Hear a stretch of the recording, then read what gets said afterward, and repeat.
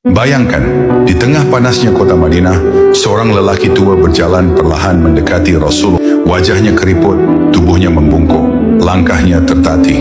Dari luar ia tampak seperti manusia biasa, tapi tidak ada yang tahu makhluk ini bukan manusia, dialah iblis. Ia datang bukan untuk meminta maaf, bukan untuk beriman, tapi untuk menantang langsung manusia termulia di bumi. Saat orang itu berdiri di hadapan Rasulullah, para sahabat menahan napas. Tatapannya tajam, senyumnya aneh. Lalu ia berkata, "Wahai Muhammad, bagaimana caranya agar aku bisa menyesatkan seluruh umatmu?"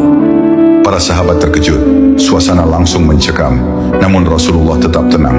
Dengan suara lembut namun tegas, beliau bertanya, "Siapakah engkau sebenarnya?" Lelaki itu tersenyum lalu menjawab, "Akulah iblis." Langit seakan diam, angin seolah berhenti berhembus. Namun Rasulullah tidak gentar sedikit pun. Beliau tidak mengusirnya, tidak marah, tidak panik.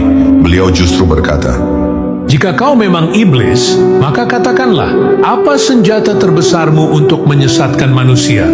Iblis menundukkan kepala sejenak, lalu menjawab dengan penuh keyakinan, "Aku menyesatkan mereka bukan dengan kekuatan, tapi dengan kelalaian. Ia melanjutkan, Aku buat mereka menunda taubat. Aku buat mereka merasa masih muda. Aku buat mereka berkata, nanti saja, masih ada waktu.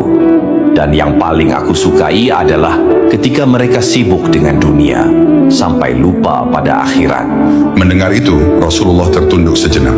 Lalu beliau bersabda, Celakalah manusia yang tertipu olehmu, padahal maut lebih dekat daripada urat lehernya. Iblis tertawa kecil lalu berkata, Dan yang paling mudah aku sesatkan adalah mereka yang merasa dirinya sudah baik. Kalimat itu menghantam hati para sahabat. Setelah berkata demikian, iblis itu pun pergi, meninggalkan peringatan paling berbahaya bagi manusia hingga akhir zaman. Dari kisah ini kita belajar, iblis tidak selalu datang membawa dosa besar. Kadang ia hanya datang membawa satu kata sederhana, nanti. Ingat, yang paling ditakuti iblis bukanlah orang yang banyak dosa, melainkan orang yang terus bertaubat. Jika kisah ini menyentuh hatimu, tuliskan astagfirullah di kolom komentar dan bagikan agar lebih banyak orang terselamatkan dari tipu daya iblis.